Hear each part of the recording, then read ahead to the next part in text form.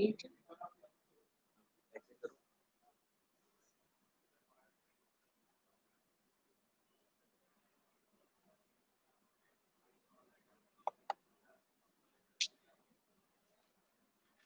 afternoon. Good afternoon to all. हम chapter 7 में हमने पेज नंबर 62 ये कंप्लीट कर लिया था सॉइल कंजर्वेशन तक, और इसके शायद क्विक रिकॉल रह गया था। Okay,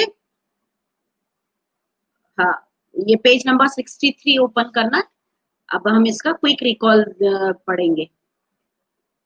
Fill in the blanks. All of you open page number 63 soon. और मैंने डे बिफोर यस्टरडे आपको वर्क सेंड किया था, एक्सरसाइज ऑफ चैप्टर 6। ओके, और आज मैं आपको सेंड करूंगी question answers of chapter 6। Chapter 6 चल रहा था हमारा, तो उसके क्वेश्चन आंसर आज मैं सेंड करूंगी आपको। ओके, हाँ, अब ये क्या हो गया था ये क्विक रिकॉल? अच्छा, ठीक है, ओके। अब ये टिटनेस वाला टॉपिक स्टार्ट करना है ना हमको? हाँ, यस। तो all of you take out the topic tetanus, TETANUS। ये डिसीज का नाम है टिटनस। अब ये क्या डिसीज है और ये कैसे होती है, ये हम पढ़ेंगे अब इसके बारे में। We have already studied about the microorganisms that are present in the soil. अभी हम पहले पढ़ के ही चुके हैं कि सॉइल में बहुत सारे माइक्रो ऑर्गेनिज्म मतलब बहुत छोटे छोटे कीटाणु और इंसेक्ट भी होते हैं, बैक्टीरिया, फंगी वगैरह इस तरह के। Some of these are very harmful and may cause disease in human beings. उनमें से कुछ जो होते हैं वो बहुत ज्यादा नुकसान करते हैं ह्यूमन बींग्स को, और कोई ना कोई डिसीज पैदा करते हैं। One of this disease is tetanus. उनमें से एक डिसीज है टिटनेस, जो सॉइल में जो माइक्रो ऑर्गेनिज्म होते हैं उसमें होते हैं माइक्रो ऑर्गेनिज्म, वो ह्यूमन बींग्स के अगर बॉडी के अंदर चले जाएं तो वो ये डिसीज पैदा करते हैं। तो tetanus also called lock jaw. Lock jaw इसे बोलते हैं कि हमारे जो ये जॉ है, ये ऊपर और नीचे के ये एकदम बंद हो जाते हैं, भिजते हैं, मुंह खुलता ही नहीं है, लॉक हो जाता है मुंह। तो ये होता है लॉक जॉ। तो इसी इस डिसीज का नाम होता है tetanus. Is an infection that affects the nervous system and lead to severe stiffness of the body. It is caused by a bacterium. अगर सॉइल में बैक्टीरियम कोई आपके कट और वुंड्स आ गया है, कहीं पर आप जमीन में गिर गए हो और वो डस्ट वगैरह उसमें आ गई है, और कोई बैक्टीरिया आपके शरीर के अंदर कट्स और वुंड से आपके शरीर के अंदर एंटर हो गया है, तो आपको ये टिटनेस, और ये पहुंच जाएगा फिर नर्वस सिस्टम, स्पाइनल कॉर्ड तक, और वो फिर ये डिसीज हो जाएगी हमको टिटनेस। और इसमें क्या होता है, lead to stiffness of the body. हमारी बॉडी बहुत स्टिफ हो जाती है, अकड़ जाती है। जैसे ये बच्चे को आप देख रहे हो, इसके हाथ अकड़ गए हैं और मुंह अकड़ गया है, इसका मुंह नहीं खुल पा रहा है और हाथ भी सीधे नहीं हो पा रहे हैं। इस तरह की डिसीज को बोलते हैं हम tetanus. Tetanus occur all over the world. It spores are found in the environment, usually in the soil, dust and animals waste. तो ये टिटनेस जो है पूरे दुनिया में फैला हुआ है, दिखाई देता है हमें। और जो इसके स्पोर्स हैं, स्पोर्स मतलब इसके जो छोटे बिल्कुल बारीक बारीक दाने हैं, वो जो है हमारे एनवायरमेंट में, हम हवा में, और इन द सॉइल, मिट्टी के अंदर, डस्ट में, धूल मिट्टी में, और एनिमल्स के वेस्ट में, इन सब में ये पाए जाते हैं, इसके बैक्टीरियम के ये spores. Tetanus infection. The spores of tetanus bacterium enters a human body through an open cut और वुंड। ये हमारे शरीर के अंदर कैसे एंटर करते हैं? कोई कट और वुंड हो जाती है आपको, और आप ठीक से उसको वॉश नहीं करते, उसकी डस्ट और जमीन पे गिर जाते हैं, तो डस्ट और मिट्टी, आपके जहाँ खून निकला है वहां पर डस्ट और मिट्टी भी जमा हो जाती है। तो वो अगर आप ठीक से साफ नहीं करते हैं, तो अगर उस डस्ट और मिट्टी में अगर ये टिटनेस का कोई स्पोर्स होगा, तो वो आपके शरीर के अंदर एंटर कर जाता है। Upon their entry, they produce a powerful nerve poison. और उसमें जब वो जहां से खुला पोर्शन है आपका, खुल गई है स्किन, खून निकल रहा है, वहां पर ये एक नर्व पॉइजन, एक पॉइजन जैसा जो होता है नर्व के लिए, वो डाल देते हैं. This poison is spread inside the body, especially in the spinal cord, and cause paralysis and stiffness in various muscles of the body.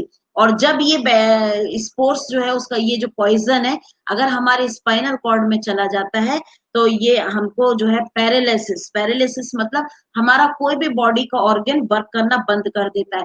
जैसे किसी किसी की बॉडी हाफ पैरालाइज हो जाती है, तो उसका ये वाला हाफ पोर्शन पूरा, ये आईज वर्क नहीं करेगी, ये हैंड पूरा वर्क नहीं करेगा, ये वाला साइड पूरा वर्क नहीं करेगा, हाथ ऊपर उठेगा नहीं, अगर पैर पैरालाइज हो गया तो पैर आगे की तरफ नहीं बढ़ेगा. तो इस तरह की प्रॉब्लम हो जाती है. पैरालिसिस मतलब लकवा आ जाना. और स्टिफनेस, और मसल्स में बहुत स्टिफनेस, अकड़ जाती है मसल्स, ये हमारे हैंड प्रॉपरली, हमारे जो शरीर है वो पूरा नहीं चलता. Now turn the page 64. Page 64. The symptoms of tetanus start appearing after 10 or 12 days. तो जो इसके सिम्टम्स हैं ये एकदम से दिखाई नहीं देते कि आज हमें चोट लगी और हमारे जो पॉइजन है हमारे स्पाइनल कॉर्ड में पहुंच गया, तो आज से ही नहीं, इसको ये दिखाई देने लगती है 10 या 12 दिन के बाद ऑफ द इन्फेक्शन. जब इन्फेक्शन फैला उसके 10 और 12 डेज के बाद ये जो है इसमें सिम्टम्स दिखाई देते हैं. The early symptoms include headache, muscle contraction and stiff jaw. जो उसके अर्ली सिम्टम्स है, शुरुआत इस सिम्टम्स की काय से होती है, आपका सिर दर्द करेगा, मसल्स कॉन्ट्रेक्शन, मसल्स में दर्द होगा, काफी खिंचाव होगा, कॉन्ट्रेक्शन होगा, और स्टिफ जॉ, और हमारे जो जॉज हैं वो स्टिफ हो जाएंगे, मुंह हमारा खुल नहीं पाएगा. तो ये आपकी जो है अर्ली सिम्टम्स होते हैं इसके. The disease if not cured in time can also cause death of the person. और अगर इस डिसीज की क्योर नहीं करेंगे हम, मतलब इसको ठीक नहीं करेंगे, इस डिसीज की हम केयर नहीं करेंगे और कोई ट्रीटमेंट नहीं लेंगे, तो इसमें पर्सन की डेथ भी हो सकती है. ये पैरालिसिस का इसका ऑरेंज ब्लॉक में दिया है. Paralysis is the loss of ability to move a body part और loss of sensation over a region of the body. Paralysis एक वो बीमारी है जिसमें हमारी बॉडी मूव नहीं करती है प्रॉपरली. वो जिस ऑर्गन में पैरालिसिस हुआ है वो बॉडी हिलेगी भी नहीं, मूव नहीं करेगी, और उसमें कोई सेंसेशन नहीं होगा. अगर आप उसमें चुटकी भी भर लेंगे या मार लेंगे तो उस बॉडी में, उस जगह पे कोई, उस रीजन में कोई सेंसेशन नहीं होगा. तो अब प्रिवेंशन ऑफ टिटनेस, कैसे इस बीमारी की को हम रोकें. As the saying goes, prevention is always better than cure. एक कहावत होती है कि जो है कोई चीज बीमारी हो जाए और फिर हम उसे ठीक करें, उससे बेटर है कि हम उससे बचाव करने की कोशिश करें, उसको प्रिवेंट करने की, कि बीमारी होए ही नहीं. It is always better to adopt a few simple measures to prevent tetanus in the first place.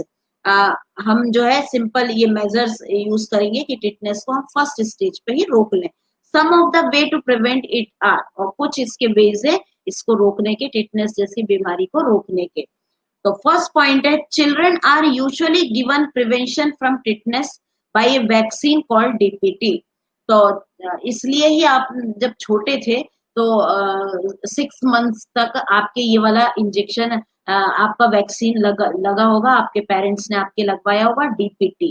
तो डीपीटी वैक्सीन जो है वो इसीलिए ही लगता है छोटे से बच्चों को कि उनके कोई भी इंजरी होने पर और या कहीं लग जाए तो उससे उनको टिटनेस की डिसीज ना हो. अगर किसी की डीपीटी का वैक्सीन नहीं लगा होता तो उसको जल्दी से ये जो है टिटनेस का इन्फेक्शन हो सकता है. तो सारे बच्चों को मोस्टली लग जाता है ये वाला वैक्सीन डीपीटी का बचपन में. It is an effective vaccine and provide prevention against tetanus.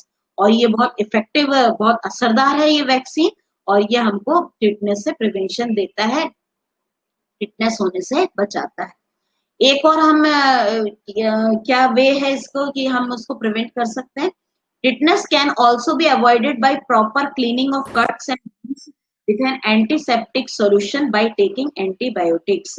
तो कहीं पर हम गिर जाए मिट्टी में और हमारे यहाँ पर मिट्टी चिपक जाए, कहीं हाथ पैर में कहीं भी चोट आए, तो हम पहले तो उसको उसकी मिट्टी हटाएंगे, वॉश करेंगे उस जगह को, और उस पर काय से वॉश करेंगे, एंटीसेप्टिक सॉल्यूशन से, सेवलॉन या डेटॉल से उस इंजरी को आपको वॉश करना है, जिससे उसकी सारी डस्ट मिट जाए और उसमें कोई टिटनेस के कोई मिट्टी में जो जर्म्स है वो उसमें एंटर ना हो आपके ब्लड के साथ शरीर के अंदर। तो डेटॉल और सेवलॉन से आप उस कट और वुंड्स को वॉश कर देंगे, और फिर जो है कोई एंटीबायोटिक दवाएं जो डॉक्टर देता है वो खाएंगे, जिससे कि आपके कोई अंदर टिटनेस का इन्फेक्शन ना हो। The infection of tetanus must be given after an skin injury.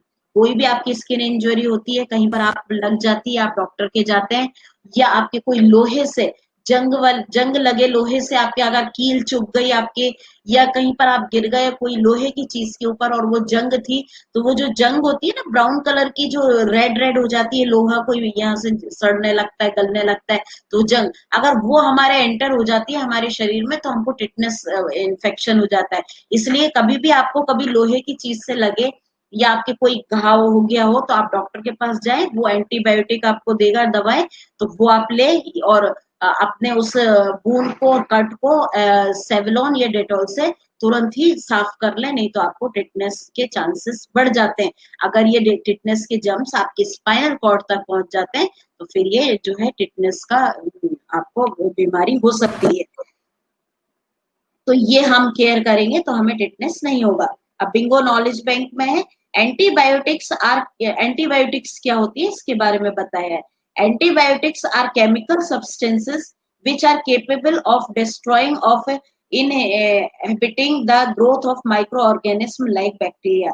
Antibiotic में वो केमिकल सॉल्यूशन होता है, दवाएं होती हैं जो बैक्टीरिया जो है पैदा ना हो, माइक्रो ऑर्गेनिज्म पैदा ना हो और उसको डिस्ट्रॉय कर दे वो शरीर के अंदर ही। इसलिए जो डॉक्टर से हमको एंटीबायोटिक की दवा देते हैं। कोई भी आपके ऑपरेशन होता है, सर्जरी होती है, तो सर्जरी में, ऑपरेशन में कहीं ना कहीं आपके स्किन को काटा ही जाता है, तो डॉक्टर आपको एंटीबायोटिक्स इसलिए ही देते हैं, और टिटनेस का इंजेक्शन भी पॉसिबल होता होगा देते हैं, ताकि आपके कोई स्किन इंजरी ना हो और टिटनेस अंदर ना हो। तो ये हो गया आपका चैप्टर, सबको समझ में आ गया व्हाट इज टिटनेस। तो अब आप अवेयर रहेंगे, कहीं पर भी आपके लगेगी, चोट होगी, चोट लगी होगी और उसमें मिट्टी चली गई होगी उस चोट में, तो आप उसको तुरंत ही सेवलॉन या डेटॉल से वॉश करेंगे, और डॉक्टर के से एंटीबायोटिक जो है दवा भी लेंगे टिटनेस से बचने के लिए।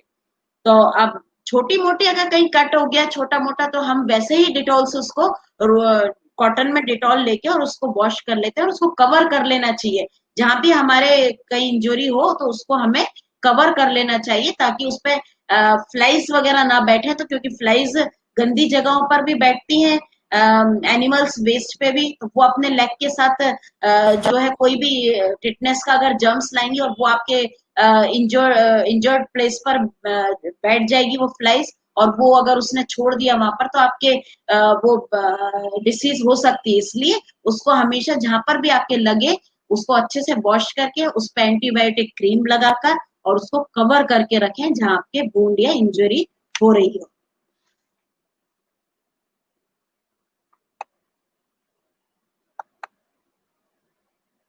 आ गया ना सबको समझ में ये व्हाट इज टिटनेस।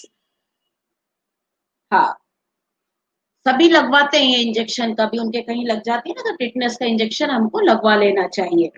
हाँ, नाउ रिकॉल विद बिंगो। अब ये रिकॉल विद बिंगो करके आपको सारा चैप्टर वापस से रिकॉल हो जाएगा। Soil, first point, soil is defined as the uppermost layer of the earth crust in which plants grow। तो soil को क्या कहा गया है, soil को क्या definition है soil की, कि वो uppermost layer of the earth, सबसे अर्थ की सबसे ऊपर वाली लेयर है जहां पर प्लांट्स ग्रो करते हैं। Number 2, there are 3 main types of soil, sandy soil, clayey soil and loam. और 3 सॉइल्स होती हैं, सैंडी सॉइल सैंड की होती है, क्लेई सॉइल बारीक मिट्टी एकदम चिपचिपी वाली जो मिट्टी होती है वो होती है, और लोम होती है, दोनों का मिक्सचर होती है जो सबसे अच्छी सॉइल मानी जाती है। Number 3, soil is formed by the breakdown of rocks due to the action of wind, water, temperature and microorganism। This is called weathering। तो सॉइल कैसे बनती है, रॉक्स के ब्रेकडाउन होने से, चट्टानों के आपस में टूटने से, और वो चट्टाने आपस में किस वजह से टूटती हैं? विंड से, हवा से, वाटर से, टेम्परेचर से। जब बहुत तेज रॉक गर्म हो जाती है और उस पर फिर पानी पड़ता है, ठंडी हो जाती है, तो उसमें क्रैक आ जाते हैं, और क्रैक होने से फिर उसके छोटे छोटे पीसेस हो जाते हैं, और जो चूरा झड़ता है तो वो कहलाती है वेदरिंग, और वेदरिंग से जो है सॉइल बनती है। Number 4, soil consist of A number of components. हाँ बेटा आदित्य, हाँ पढ़ लिया मैंने, आपको डॉक्टर ने इंजेक्शन टिटनेस का ही लगाया होगा जब आपके कहीं लग गई होगी तो। ओके, तो हम फोर्थ पॉइंट पढ़ रहे हैं। सॉइल में क्या क्या चीज मिली रहती है? दिस इंक्लूड सॉइल पार्टिकल्स, मिट्टी के छोटे छोटे पार्टिकल्स, ह्यूमस, ह्यूमस का मतलब डेड प्लांट्स एंड एनिमल्स, कोई भी मरी हुई लीव्स, सूखी लीव्स, या मरे हुए कोई इंसेक्ट, जानवर, छोटे छोटे मिनरल्स होते हैं उसमें, वाटर होता है और एयर होती है। Number 5, various organisms like earthworm, snails, insect and other microorganisms like bacteria and fungi are found in soil. Soil में बहुत सारे ऑर्गेनिज्म भी होते हैं, ऑर्गेनिज्म, लिविंग ऑर्गेनिज्म जो जिंदा होते हैं, जैसे अर्थवॉर्म होते हैं, स्नेल होते हैं, और भी इंसेक्ट्स होते हैं, चींटियां वगैरह, और अदर माइक्रो ऑर्गेनिज्म, और भी सब छोटे जो हमें दिखाई, माइक्रो ऑर्गेनिज्म वो होते हैं that we can not see with our naked eyes, हम अपनी आईज से नहीं देख सकते, तो वो होते हैं बैक्टीरिया और फंगी, जो है ये सब सॉइल में पाए जाते हैं। नाउ नंबर 6 है, due to natural factor like strong wind, rain and running water, the top layer of soil is often blown और वॉश्ड अवे।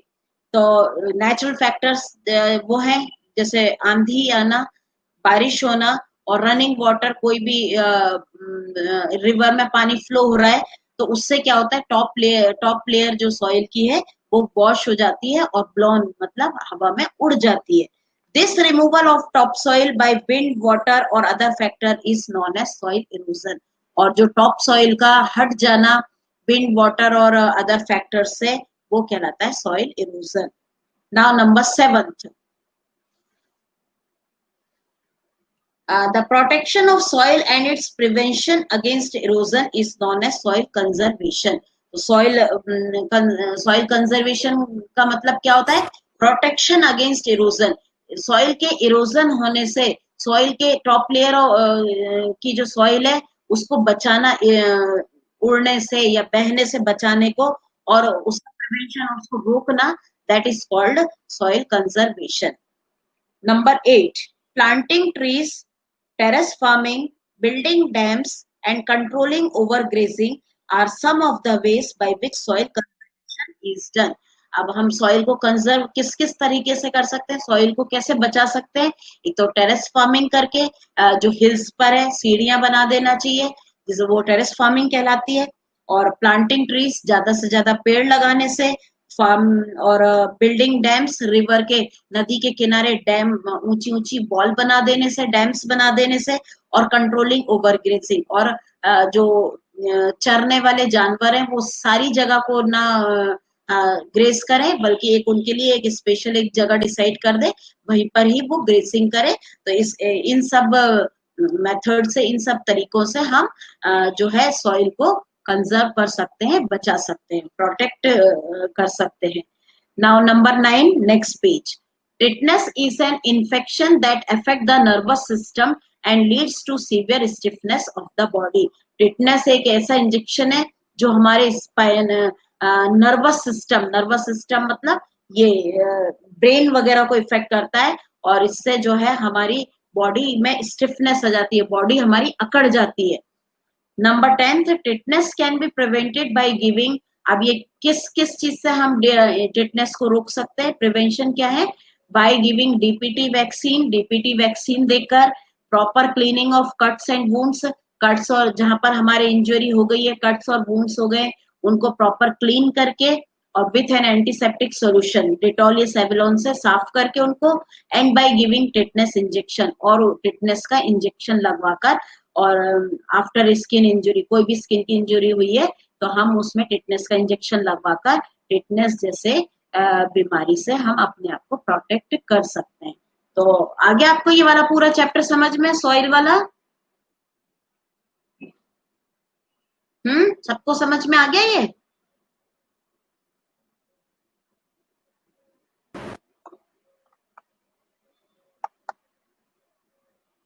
यस। नाउ अब हम करते हैं इसकी exercise.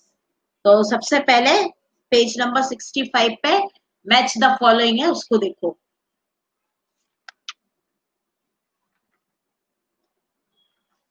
Match the following. Heavy rainfall. Heavy rainfall को हम कैसे match करेंगे?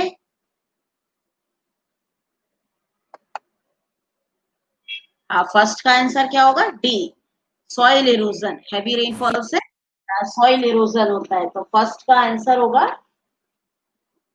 D. All of you seeing the board? सबको बोर्ड क्लियर है? नाउ नेक्स्ट है लोम। लोम को कैसे मैच करेंगे? टू का, नव्या दित्या सब बता रहे। टू का answer C, a type of soil. Two का आंसर क्या होगा? C, type of soil. Loam है, एक टाइप की सॉइल है। नाउ थर्ड है टेरेस फार्मिंग। टेरेस फार्मिंग का आंसर क्या होगा? टेरेस थर्ड का आंसर बताया सबने A, soil conservation. Terrace farming करके हम सॉइल को बचा सकते हैं, तो थर्ड का answer A. Now fourth, farmers friend. कौन होता है फार्मर का फ्रेंड? B, earthworm. तो फोर्थ का आंसर बी। ये हो गए आपके मैच द कॉलम्स। हाँ, now take out, tick the correct answer. Number 1, which of this is not involved in the process of weathering? Weathering में इनमें से कौन सा प्रोसेस इन्वॉल्व नहीं होता?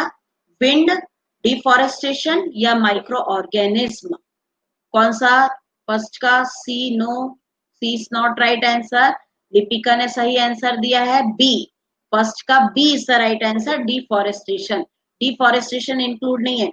माइक्रो ऑर्गेनिज्म भी होते हैं रॉक्स में जो वेदरिंग का रीजन बनते हैं, और विंड भी होती है, तो डिफॉरेस्टेशन नहीं होता, तो deforestation is the right answer. तो फर्स्ट का बी लिखेंगे आप, B. Second, which of this are known as farmers friend? Farmer का फ्रेंड कौन है? सेकंड का सी, यस।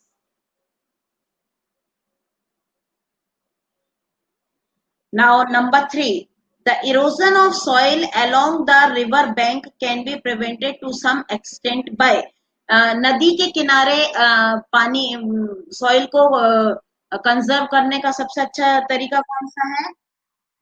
नव्या, प्रजापत ने आंसर दिया है, आयुष ने, सबने ए बताया है। यस, थर्ड का ए, बिल्डिंग डैम्स। रिवर के किनारे हम डैम्स बना के सॉइल को प्रोटेक्ट कर सकते हैं, तो थर्ड का A. Now number 4, which of these factor is not responsible for soil erosion? कौन सा इसका सॉइल इरोजन का फैक्टर नहीं है? टेम्परेचर, फॉरेस्ट फायर और ओवर ग्रेसिंग। तो नव्या ने, मल्होत्रा ने आंसर दिया ए। हाँ, yes, A is the right answer, temperature. Soil erosion का टेम्परेचर से कोई रिलेशन नहीं होता। फॉरेस्ट फायर से सॉइल इरोजन हो सकता है, और ओवर ग्रेसिंग से टेम्परेचर का नो रीजन। तो फोर्थ का answer A. Now, number 5, tetanus is caused by A, fungus, virus या बैक्टीरियम? तो ये सबने आंसर दिया है, आंसर नव्या, मल्होत्रा, आयुष, देवांश, कुशाल, आर्यन, लिपिका, सबने आंसर सी दिया है, अनीश ने भी। Yes, C is the right answer, fifth का आंसर सी होगा। Number 6, which of this is not a component of soil? इसमें से सॉइल का कंपोनेंट कौन नहीं है? वाटर, क्ले या सीड? तो इसका भी आंसर होगा सी, सिक्स का is also C, C is the right answer. तो अब ये हमारा टिक द करेक्ट आंसर और मैच द कॉलम्स हो चुके, और फिल इन द ब्लैंक्स भी हो गए इसके। अब ये कंप्लीट द वेब चार्ट रह गया, तो वेब चार्ट हम नेक्स्ट क्लास में करेंगे, और इसके बाद फिर ये प्रैक्टिस पेपर भी करेंगे। प्रैक्टिस पेपर भी और टेस्ट योरसेल्फ। तो एक काम करना, अभी संडे बीच में आ रहा है ना, साइंस का वर्क कंप्लीट होने के बाद ये प्रैक्टिस पेपर और ये क्लास टेस्ट चैप्टर 1 to 7 का है, ये आप अपने आप तो करके रखना, और फिर जब मैं कराऊं तो चेक करना कि किसका कितना सही हुआ है। Okay all of you. हाँ, और ये वर्क कंप्लीट कर लेना, आज मैं चैप्टर 6 के क्वेश्चन। Thank you.